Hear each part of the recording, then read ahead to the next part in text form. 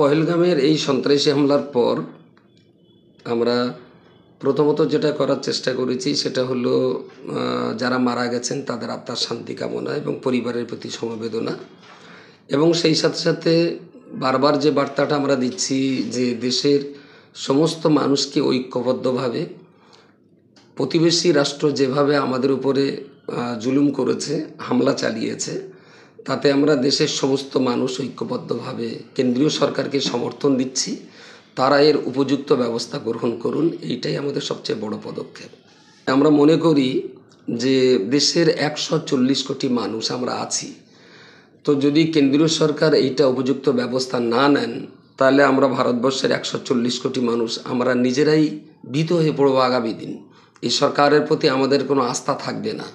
আমরা মনে করি অনতিবিলম্বে পাকিস্তানের সঙ্গে সমস্ত কূটনৈতিক, অর্থনৈতিক এবং ব্যবসা বাণিজ্যিক যে সম্পর্ক আছে আমাদের দেশের, সেটা ব্যক্তিগত হতে পারে, সেটা রাষ্ট্রীয়ভাবে হতে পারে, সমস্ত সম্পর্ক বিচ্ছিন্ন করে দেওয়া হোক। কেন্দ্রীয় সরকারকে আমরা বলবো যে আমরা দেশের ভিতরে আপনার বিরুদ্ধে চারণ করতে পারি, বিভিন্ন দাবি দাওয়া নিয়ে আপনার বিপক্ষে কথা বলতে পারি, আপনি আমাদের বিপক্ষে বলতে পারেন, কিন্তু আন্তর্জাতিক পর্যায়ে যখন যাবে, যেখানে আমার দেশের সম্মানের মর্যাদা, যেখানে আমার দেশের নিরাপত্তার মর্যাদা, সেই সমস্ত ক্ষেত্রে আমরা ভারতবর্ষের 140 কোটি মানুষ আমরা তো আপনাকে সমর্থন দিয়েই যাচ্ছি।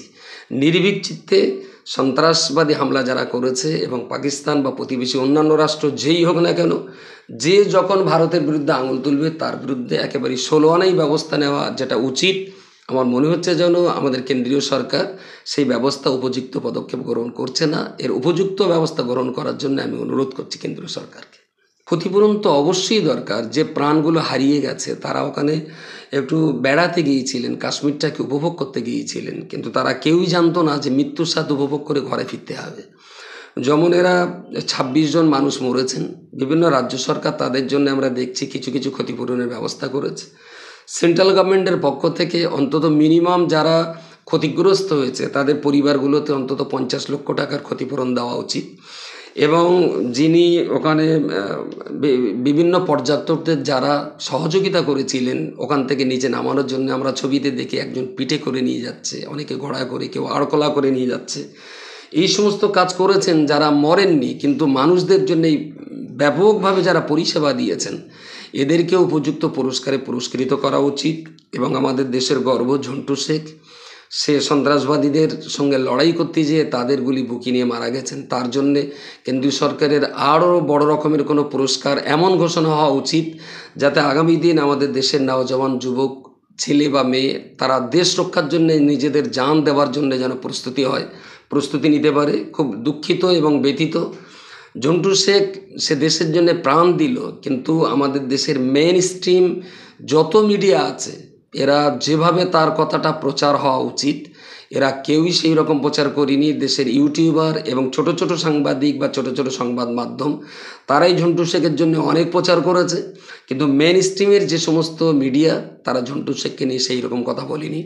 এবং পাশাপাশি আমাদের যে সেনা পিকে শাহ, আমাদের পশ্চিমবঙ্গের হুগলি জেলার বাসিন্দা, যে কোনো কারণেই হোক পাকিস্তানিদের কাছে তিনি বন্দী হয়ে রয়েছেন, কিন্তু তিনি তো আমাদের দেশের সন্তান।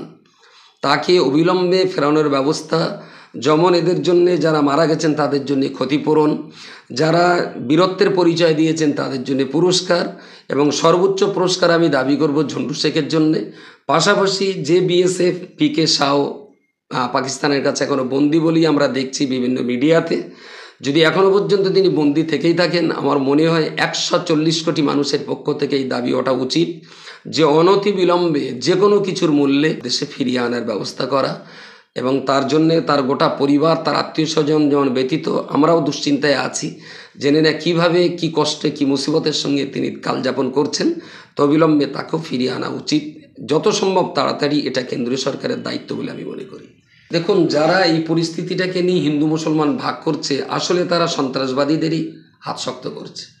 সন্ত্রাসবাদীরা তো এটাই চেয়েছিল বলেই, যেটা আমরা শুনে আসছি, দেখে আসছি, যে হিন্দু মুসলমান নাম শুনে শুনে মেরেছে।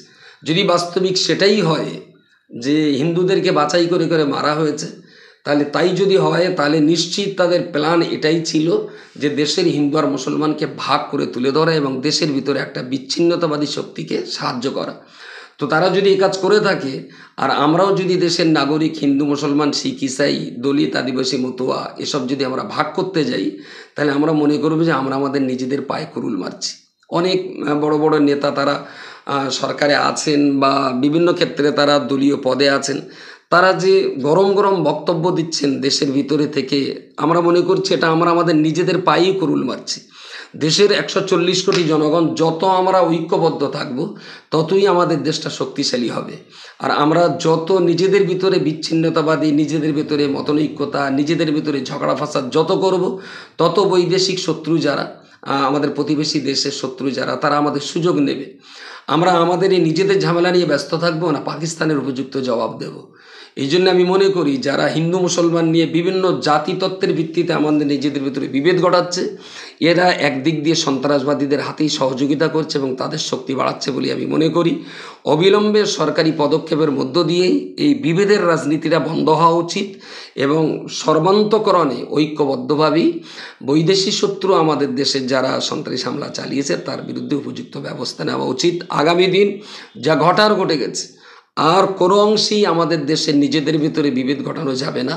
আমরা বিভেদ ঘটালে আমাদের দেশটাই দুর্বল হয়ে যাবে এবং ভবিষ্যতে আর কখনোই যাতে বিদেশের কোনো কেউ আমাদের বিস্তরে ঢুকে এই ধরনের সন্ত্রাসবাদী হামলা না চালাতে পারে, সে ব্যাপারে সরকারকে উপযুক্ত পদক্ষেপ নেওয়ার জন্য আমি অনুরোধ করছি।